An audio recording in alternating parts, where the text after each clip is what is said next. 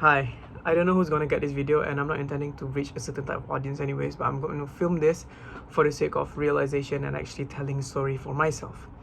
Yeah, so today's story is going to be about how God teaches you to become stronger through the most painful way. See, it has been 1 year living on my own, working full-time, corporate, and a lot of things has been happening because when you do things with respect to your guidance and not having people around to actually guide you, it's kind of hard. You see, my job is working from home and I'm an extrovert. As an extrovert, I talk a lot and just living without talking to anyone, especially because with the continuous, how do I say, demotivation that I have, I don't know how to pick myself back up. So since June, a lot of things happened, June last year, and now it's 24th of uh, May.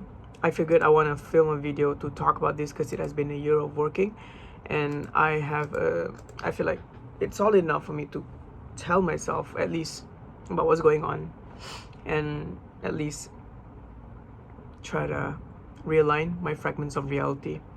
Start with, like I said just now, I moved in on June. I moved from my hometown all the way here. I don't want to say where I live. All alone. I did not have any friends. I was living alone. I readjusted myself a lot to, to fit in, but not my personality because I don't do that shit. I'm an ENTJ, anyways. So yeah. Oh yeah, I filmed. I was involved in a reality TV show for Astro Warna. Yeah, ENTJ was the reason why the director wanted to pick me, because she thought I was weird for saying that. Anyways, so yeah. It started on last June that I sort of like shattered my reality because on my birthday, a lot of things happened on June, specifically on my birthday. But let's make the scope bigger because on June, um, yeah, I moved in near my best friend, but my best friend changed his job and then he moved away, so I don't really have a friend here. See, I struggle with finding friends because I'm very peculiar. It's not that I don't know how to adapt, but I adapt too much, and I know how to like talk to a lot of people, but in order to actually find people that understands me is very hard because usually I would understand people, but that doesn't mean I'm a people pleaser. Just that I know how to adapt, but I don't want to change myself. My opinions and my stand on what I would want to believe and how I want to see the world never changed ever since I was a kid. It has been constant, solid. If I present myself in a way that in social media or whatever, if I look different, it's just a surrounding factor onto how I should think a particular moment, at least to like reach out to a bigger audience. So as I was saying, my best friend moved away. I was working from home. That was one of a huge struggle I had to go through. And then on my birthday, here's when it gets interesting. It's quite dramatic, so buckle up. I had my birthday with a friend. So actually two friends. We You see, this one friend of mine, he has the same birthday as me, and I connected them. I connected him with my other friend. See, this other friend of mine, he's not really a friend, he's just an acquaintance. We were close in school, but he never really understood the dark side of me, the the the real side of me, in other words. Because like I said just now, I know how to adapt, and I talk like I could literally please the whole majority just by behaving in a certain manner. I know how to adapt, but like I said, originality is good. So this one friend, he was like so confident with his words, and oftentimes he let this one trait of his affect his personality. You know how like the niches of conversation differ with different people, but with him particularly there's only one niche, and it gets exhausting because he keeps on bringing that up everywhere, especially because it's something sensitive. And sometimes I could just laugh it off, but at the moment when I was like really down on my birthday, that did not help at all. That did not help at all, especially because it happened on my birthday and I was like really really really really sad. I'll tell you why. See, on my birthday, we went somewhere and I met someone that I've always wanted ever since I was a kid. Funny enough, he made a joke out of it. Okay, I'll let that slide. And then after we celebrated birthday together, I actually went to celebrate my birthday in a mall with my sister. I don't want to specify which sister, but if you guys know me, then you know which sister this is. We celebrated, but she wanted it to be her way, as she started with like, gentle questions macam, what do you want for your birthday? Can you buy this? Can you buy that? I said no. Like I said, I am firm with my identity. If I don't like it, I'm not going to fake that I like it. I don't want you to waste your money. But she doesn't understand that. You see, people with money, they think money is everything. When actually, no, I don't think of it that way. Like, you can treat me anything you want. You could buy me expensive thing, anything at all. Anything at all. But I'm not gonna say yes to that if I don't feel it. I'd rather just, hold it on and like, let's buy it on a different day or whatever. But this one particularly forced me, and there was shoutings in the mall. It was very embarrassing. Plus, it was on my birthday, and I knew why she shouted, because, like I said, she doesn't like certain things that I behave. I can adapt, but at moments when I just don't want to adapt, and you can't accept reality, and you want things to be in your way, and when you don't get what you want, you shouted out in public. That's really hurtful, and I don't think I can forgive you. Until now, I don't think I can forgive you. I already have like 2% in my mind that I will never forgive, because it just crossed the line. They just crossed the line, and that's not what I live for. They crossed the line. This one particularly, I know you got tempered. And the worst part is, I predicted that shit to happen. I predicted, because like, obviously you cannot handle this, but I just really need to like flush my thoughts out, because I hung out with the 2 friends that I mentioned just now, right? The draining one and the one that I drag along. I flushed it out, and then she's like, like she was giving the energy like, oh, I told you not to do this, not to do that. Like, F you. I didn't ask for your opinion. I'm just here to like flush my thoughts out. Thank God I have a normal sister, a different normal sister. And it was traumatizing. Imagine on your birthday, someone shout in public and crying and stuff. It's very hard for me to say this, but I'm saying this in this video like to reconnect myself back, because if you notice, I don't wear black in any of my videos, because last time I wore black was before I had that depression that I mentioned on 2020, right? When I lived with the other sister. I have 3 sisters, by the way.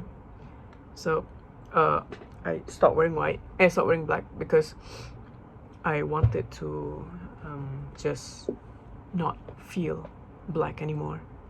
So I started wearing white, and now here I am starting to wear black again, because I feel like this is my fate. See, there's this thing that has been happening in my life, which I call time loop curse. Like, on a specific date, things will happen. I feel like God has aligned and God has planned everything out, and I just can't escape this loop. For example, like 18th of January in 2023, I met a friend I haven't met for 4 years in East Malaysia. In 2024, 18th of January, I met a friend who just got back from US. And when I jot all this down, there's specific dates to happen, and I believe it's a curse. You can't convince me it's not a curse. If you differ, you can share your opinion. But things like this happen to my life. Specific dates. May, I will go for a mullet. It's been 3 years now. I don't know. It's just an instinct. And on June, I would dye my hair black. But this year around, I noticed that. And so I did not dye my hair. At least, a lot of times, like, at least not this time around. Other than black.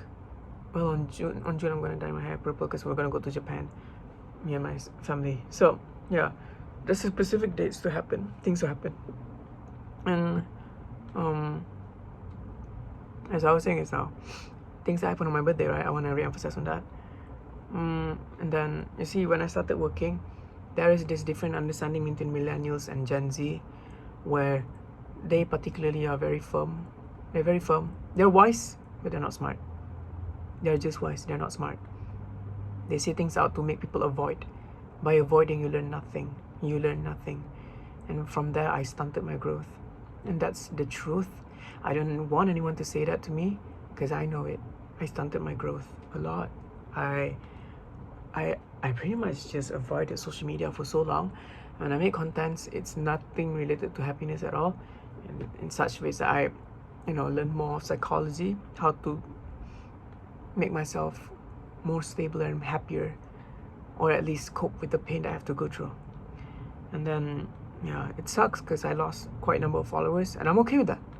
I'm okay with that because I'm not giving back anything in return. It's okay. I went to Hero Remaja casting. Okay, I got hate. People be saying like, because I did say what I had in mind during the time. I did say, I want to justify this, I want to justify that. But because of my social media, I don't get that much of a fan anymore. There's no one supporting me. But the realistic one stays. In Facebook, the comments were very positive because you got elderly people who could understand me. On Instagram, it's very superficial. They evaluate me on my body language. On TikTok, also quite positive, but they're also negative. Amazing enough, Facebook is positive. I don't know why.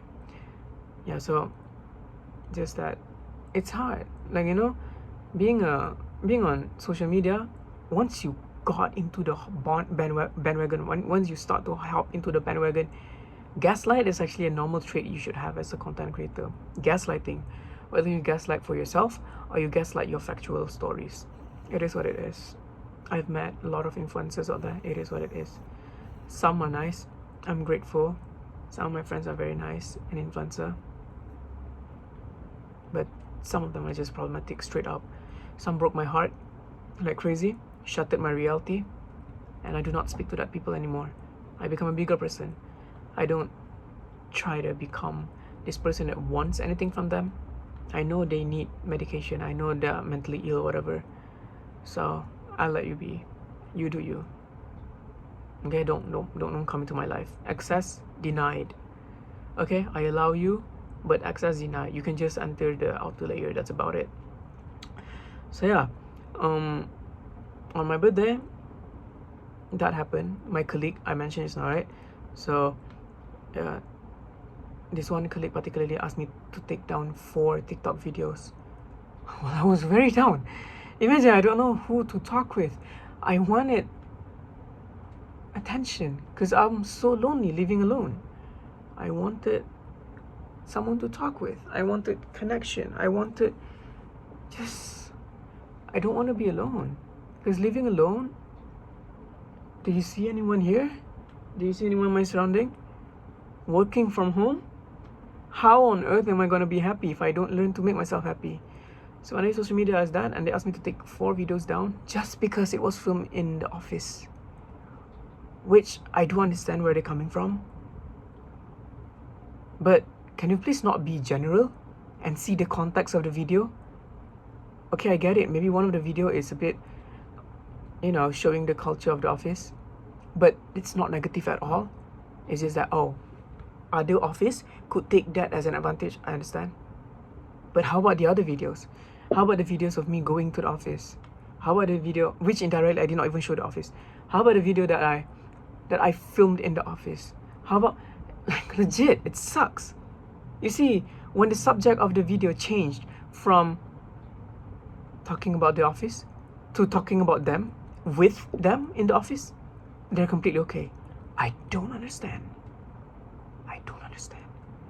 No hate though. No hate. If you're watching this, you know who you are.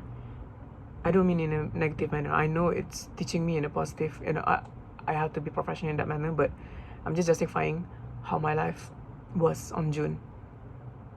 And I know you don't take this personally. Anyway, so as I was saying, and then as sadness just dived into my body, I started to listen to the Wizard Liz. She's a YouTuber. She talks a lot about confidence and self-protection, and I realized I'm very good at talking. That's why I also made a lot of psychological videos. She affirmed me on that. I'm grateful. I'll tell you why I'm grateful later. And then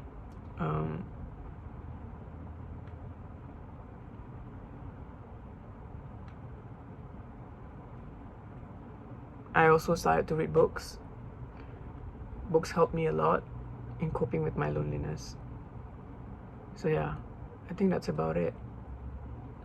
Reason why I say just now I'm good at talking is because I know that I am. I know that I've always been.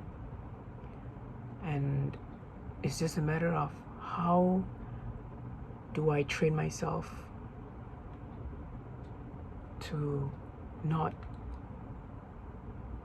let myself down just because the whole majority wants to feel good for themselves rather than understanding the reality. I hope it makes sense to you guys. But this video is dedicated to myself. If let's say this video blows up, if let's say this video reaches the wrong audience, I most probably will just archive this video. Because I just want to tell myself that 1 year of living alone was tragic. I'm grateful I'm making a move now. It might not be the best move. It might not be the ideal move. But let's just see how it goes in the future. Thanks for watching, Amir.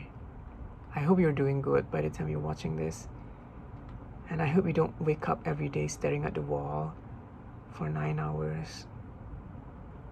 And I hope you don't, you don't want to feel, you don't want to unalive yourself anymore.